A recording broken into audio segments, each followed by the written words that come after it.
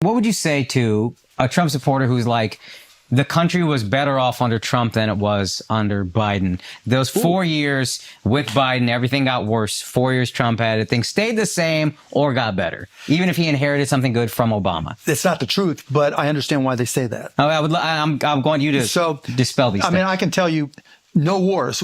There was a war in Yemen where hundreds of thousands of people died, or at least 100,000 plus people died. And he had a chance to say, no, we're going to get out. He said, yes, we're going to keep on selling weapons to Saudi Arabia. So when he says no wars, that's bullshit. You know, when he says he's pro-military, there were 200 soldiers that got bombed to shit, and I forget if it was Iraq or Syria, and a bunch of them had traumatic brain injuries. He came out and said they were headaches. You know, when Puerto Rico got hit with a hurricane, he held back.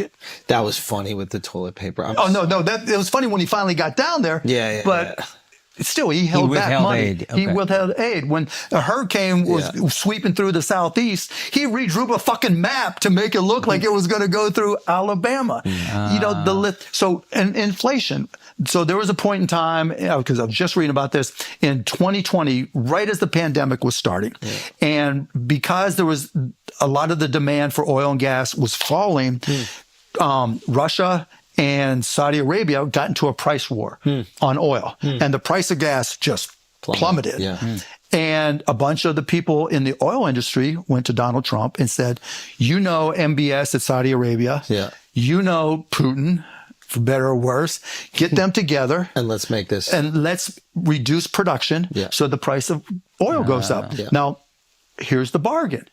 Do you save the oil companies, or do you motherfucking save all the people who are suffering from the pandemic and want to pay less for gas? And so when and if you track it, the reduction in production of oil, they pulled back so much so that the price went up. And then over time, over the following 2 years, so that was from early 2020 to late 2022, they increased production. And when you increase production, the price of gas goes back down some. So when they were reducing production, the price of gas went like this. And that was the start of inflation. Because just like he says all the time, drill, because that'll reduce the prices of everything else. Well, he literally caused the prices of everything else to start going up. So by the time he left, the price of oil is expensive. The shipping is more expensive. Everything is it's more trickle down effect from oil. Right. And so it went from, he made the choice. I pay my boys that run these oil companies, or I keep the price of oil and gas low. So our gas prices for everybody else. Now, question about... I can keep on going. No, this is why I'm asking you for specifics, because I'm listening to all these, we're doing research, I'm listening to all these things, and you just keep having great answers for everything. But then I start to go, is he right, or is he just really fucking good at debating? And that's why I'm asking you for specifics, because I think a lot of people might be like, yeah, he sounds right, but he's just so smart. I don't know if he's actually right. Who, Trump? You. Oh, me? When you're talking about anti-Trump this, anti-Trump that. Oh, no, I'm just giving you, look, I'm not the expert in all this shit, and somebody can tell me I'm wrong, that's fine, I'll learn from it. But you don't see Donald Trump admitting to anything. Nothing. When was the one time he ever said I'm wrong? When was the one time he said, okay, let me figure this out. Let me give you some details. Maybe that's why I like him, because he's like my wife. Bingo. There you go. Right? Yeah. Why are you throwing her under the bus? What are we talking about? She loves me. No, break down tariffs, because from his side, he says, oh, I'm just hard on China. I'm hard on all dumbest shit ever. Okay. All right. So let's talk tariffs, right? There's two types of tariffs. There's strategic tariffs and there's across the board tariffs. Right. Strategic tariffs are you're Japan or you're China and you own part of the steel company in your country. China is an owner. It's a nationalized company. It's a nationalized company. So they can say, we're going to undercut the price of steel made by U.S. Steel in Pittsburgh, Pennsylvania.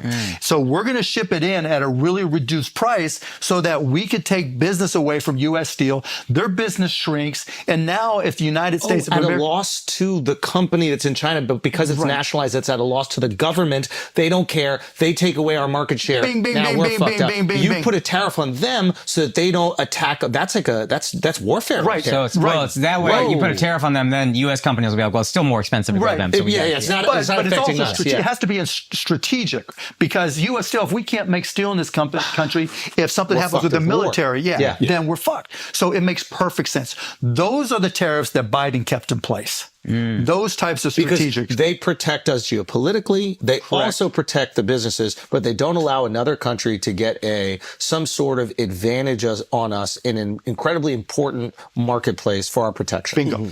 Got it. Okay, now the other version. The other are across-the-board tariffs, where Trump says, fuck you, China. I'm adding 10% or 20% or 60% tariffs. He never says which is which, right? He just says, I'm adding tariffs. So Walmart imports 80% of their products. And so Walmart is buying from China, paying in dollars, and saying, I'm paying $1 for that widget. Sure. And that dollar comes in, and it's $1 right now, and that's it. Walmart marks it up and sells the widget at Walmart.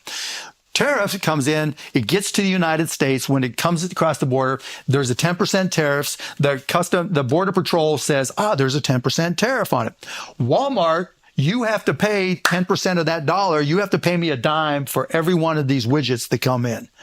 Walmart has a choice. They can either eat that dime or they pass it on. Now imagine, then he goes to John Deere and he says, if you're thinking about moving any of your manufacturing to Mexico, even though he signed this thing called the USMCA, which allows you to move some of your manufacturing to Mexico. He signed it, he created it, but put that aside.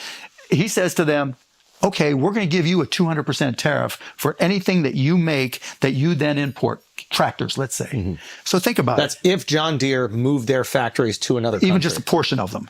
Got it. Right. Oh, so he's basically saying, don't leave. Don't leave. Don't leave. But it's not that easy, because now, can I ask you a real quick question about that? So when let's say China tried to undercut our market, they would sell the steel here. Who would buy that steel? Like a Home Depot or something? I'm just trying someone who's building a building, someone who's building. So whatever. that company would have to pay that increased price. They would have to pay the tariff. And basically the tariff would be in place. So the company goes, well, I'd just rather buy the American steel because it's the same price. Correct. 100%. Yeah, okay. Right. So that's on the strategic side. So it's always on the consumer of the business that's consuming the foreign goods here to pay the tariff. They will then... Or directly or indirectly, right? Yeah. So whoever imports it has to write the check. Got it. So when Trump says China is paying for it, no. He's not paying for it. Got it. Well, China could, in an effort to undercut the U.S. steel market, make it so low. On strategic stuff, yes. Yeah. But they're not the ones paying for it. Whoever does the importing. We do pay for it, but essentially their government would be paying for the loss. Right. They would be subsidizing. They could subsidize. But if it's just like a Walmart product, so if it's strategic, that's one thing. Yeah. Because you want to protect U.S. Steel and other steel companies, because you need that to protect for military reasons and other reasons. Yep. If it's if it's a shoe. Real quick, sorry to interrupt. I'm just trying to think of what's it called? A strongman argument for this, or steelman argument? Strongman. If a tariff was placed and China still wanted to gain market share in steel in America, but if the tariff was significant enough that we could buy up all their steel while still manufacturing steel here, then we might even have a strategic advantage on China. This is a hypothetical, right? Where they would not be producing enough steel to support their own army. And we would, do you know, but then they would just say, we don't need to send it to America. And then they would stop the send. They would stop the send. But there is a number that you could adjust dials to. So the that. real question is, what does it take? Why can't American manufacturers make it cheap enough that you don't import it from China? Why is it that John Deere is considering moving manufacturing to Mexico rather than just doing cheaper labor, I assume? Well, it's not just cheaper labor. There's technology and there's other things. But so Trump says, well, if we have these tariffs, then those companies will just manufacture here. Yeah. But think that through. If you could today manufacture it cheap enough so that you didn't have to import anything, wouldn't you do it? They'd be doing it already. The problem is that even if you said, you know what, it's made in America, and would Americans pay a little bit of a premium to be able to buy American made? No. They don't. They don't. It's unfortunate, but they don't. They don't. I have a company, cultivate.us, and that's all they do is help you look up. It's a browser extension, and it tells you if something was made in America or not. Yeah. I have two companies. I got Guardian Bikes and Cost Plus, where we have a manufacturing. Guardian Bikes, we literally moved their manufacturing from China here. Cost Plus Drugs, instead of doing anything overseas, we built our manufacturing plant in Dallas. And the reason we were able to do that is because we used robotics. The only way that we're going to beat them is because we're smarter than the motherfuckers and we've got better technology. But when Trump says tariffs, he doesn't say, look, let me help you invest in more robotics so we can kick their ass.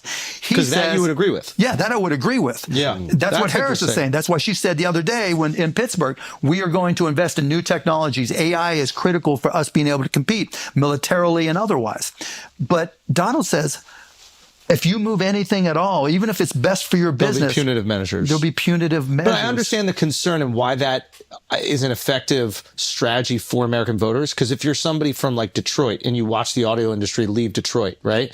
You probably heard of those stories if you work at the John Deere factory, and you're like, whether it's logical or not, you start going, well, he's the guy who's going to keep my job here, even if it's not. But they already know because they've already lost those jobs. That's already happened, right? There's no plants that left. Like it's like he said the same thing to a Carrier plant in Indianapolis in 2017. I remember this, or 2018, whatever it was, where they were going to move to Mexico. Yeah, and fucking Carrier just played them like a fucking fiddle, and so he got Mike Pence to go to the state of Indiana to give Carrier money in order to keep those jobs there. But what Carrier did was, okay, we won't send those jobs to Mexico. We'll cut other jobs, but the jobs that you wanted us not to send to Mexico, cool. And when it was all said and done, they ended up moving to Mexico anyways. Wow. They were supposedly, there was a plant in Wisconsin that was going to be built by this company called Foxconn. And it was going to be this big, manufacturing of I don't even remember what. Yeah. They got all this money from Paul Ryan or whoever the governor was back then in Wisconsin. They didn't build shit. So the theory would be, because I'm listening to Trump talk about it, I'm like, oh, theoretically, if tariffs are high enough, manufacturing will build back up in America because there's a demand and we need manufacturing in America. What you're saying is people are just going to buy the cheaper product always. They don't give a fuck where it's made. Unfortunately, because I've tried, other people have tried, but if you just think of it from as an entrepreneur. As an entrepreneur, if I know that Walmart's buying widgets for $1 each, and I can put something together to make them for 98 cents each, people will buy for 98. Yeah, fuck yeah, I'm going to put it together. And so is every other entrepreneur in the United States of America. Trying to say, don't import it. Like, if you could do it cheaper, you would be doing it.